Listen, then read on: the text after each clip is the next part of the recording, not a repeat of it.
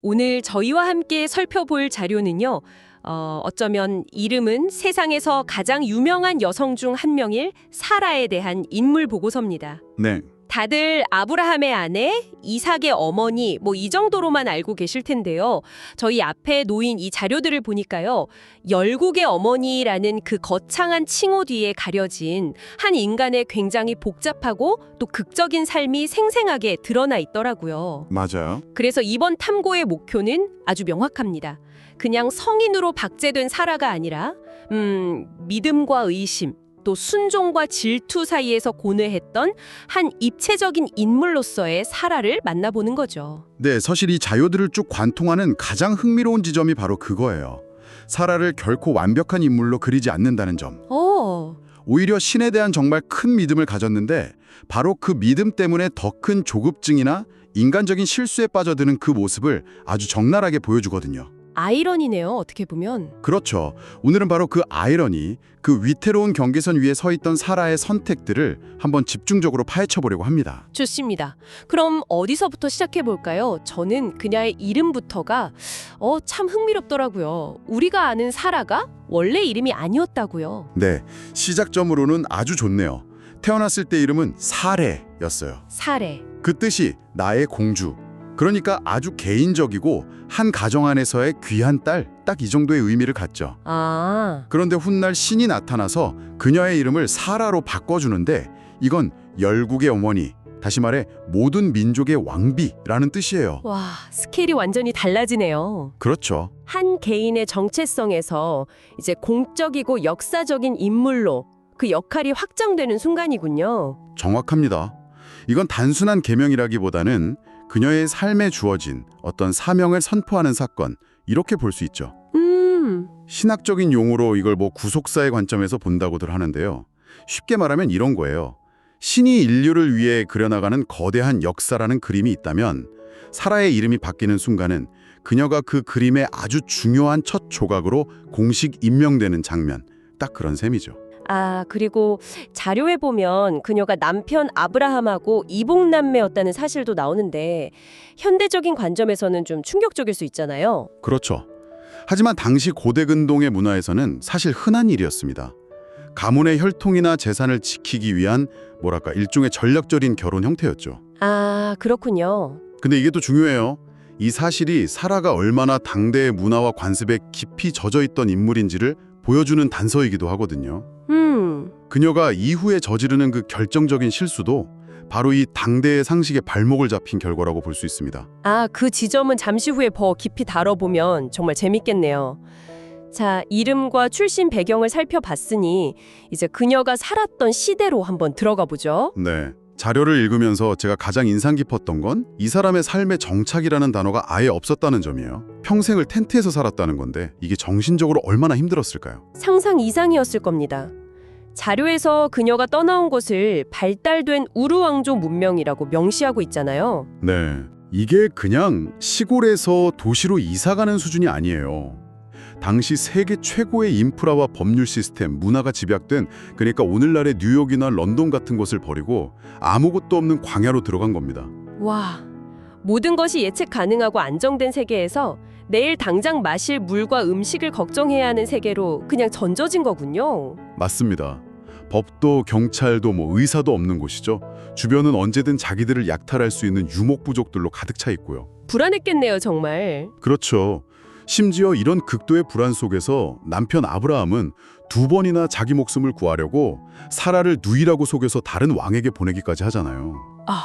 이런 환경에서 네가 모든 민족의 어머니가 될 것이라는 그 약속 하나만 믿고 버텨야 했던 거죠. 와, 그렇게 들으니까 그 약속이 얼마나 비현실적으로 들렸을지 감이 확 오네요. 안정된 기반이 전혀 없는 상황에서 보이지 않는 미래를 믿어야 했다는 말씀인데 네. 그런데 자료를 보면 사라가 그 믿음을 항상 굳건히 지킨 것만은 아니었던 것 같아요. 바로 이 부분에서 그녀의 그 복합적인 모습이 폭발적으로 드러나죠. 네, 바로 그 지점입니다. 사라는 믿음의 영웅인 동시에 인간적인 약점의 조본이라고 할 수 있을 정도로 정말 극과 극의 모습을 보여줘요.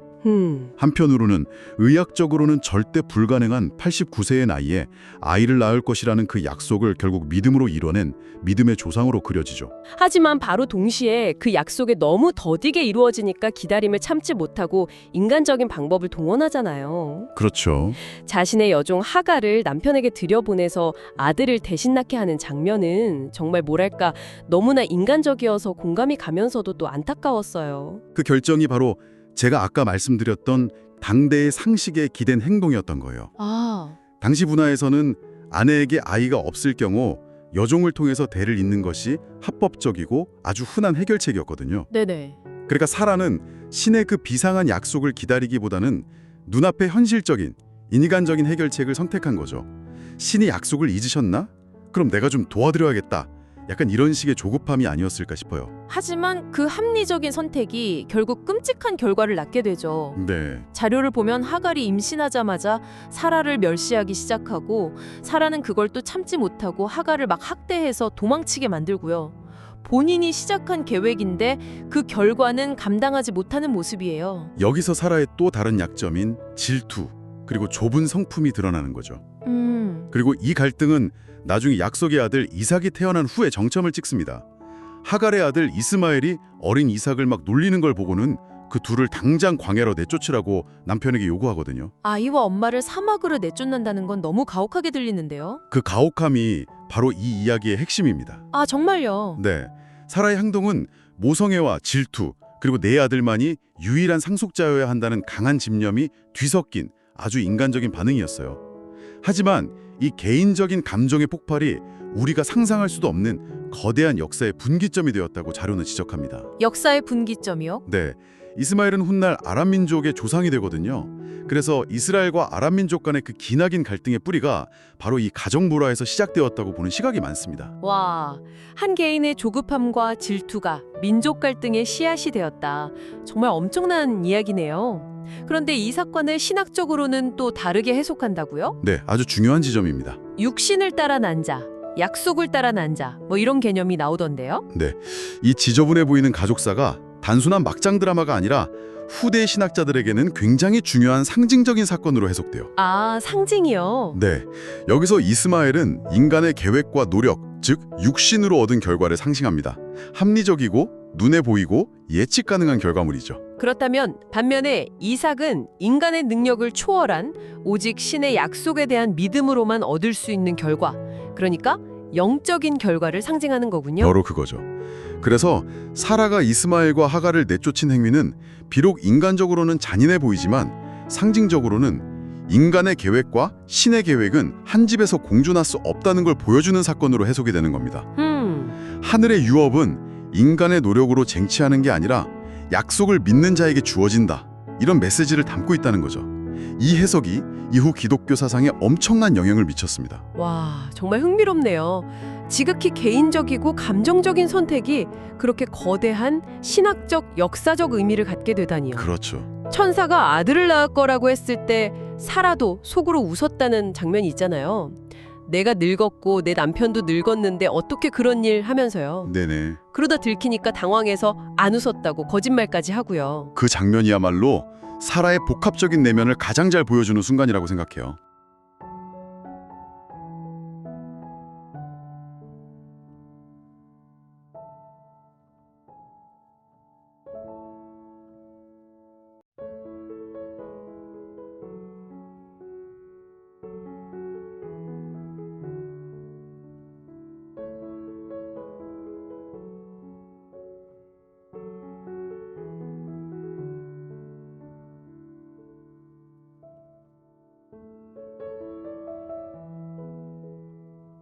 우리 모두의 모습이랑 똑같지 않나요, 사실? 맞아요. 위대한 믿음의 조상이라고 불리는 사라조차도 그 믿음의 경계에서 이렇게 흔들리고 심지어는 좀 우스꽝스러운 모습까지 보였다는 게 오히려 우리에게 큰 위안을 주는 것 같아요. 아, 신앙이란 완벽한 상태가 아니라 이런 의심과 연약함 속에서도 끝까지 약속을 붙드는 과정이라는 걸 보여주니까요. 자, 이렇게 쭉 이야기를 나눠보니 정말 사라라는 이름 뒤에 숨겨진 한 여성의 인생이 파노라마처럼 펼쳐지는 것 같습니다.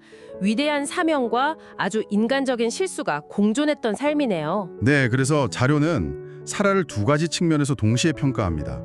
첫째는 모든 것이 불가능해 보이는 상황 속에서도 결국에는 믿음으로 약속의 아들을 투매하는 믿음의 어머니라는 긍정적인 평가죠. 네. 그녀가 없었다면 이스라엘이라는 민족의 시작 자체가 불가능했으니까요. 다른 하나는 그럼 경고의 사례, 일종의 반면교사로서의 평가겠군요. 그렇습니다.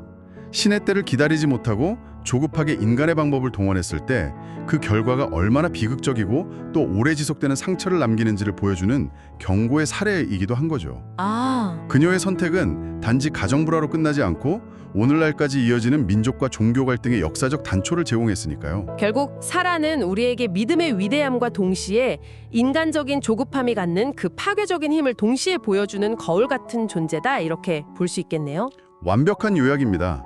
그녀의 삶은 성인전이 아니라 약점투성이인 한 인간이 어떻게 위대한 역사의 일부가 되어가는지를 보여주는 훨씬 더 현실적이고 강력한 드라마인 셈이죠. 오늘 사라의 삶을 깊이 들여다봤는데요. 마지막으로 여러분이 한번 곱씹어 볼 만한 질문을 하나 남겨드리고 싶습니다. 네. 자료는 사라가 가정 안에서 저지른 그 조급한 실수가 오늘날까지 이어지는 민족 갈등의 역사적 씨앗이 되었다고 지적합니다. 4000년 전 한 텐트 안에서 벌어진 한 여인의 불안과 질투가 어떻게 시대를 넘어 이토록 거대한 지정학적 파장을 일으키게 되는 걸까요? 한 개인의 내면적 갈등이 어디까지 역사가 될 수 있는지 한번 생각해 보시면 좋겠습니다.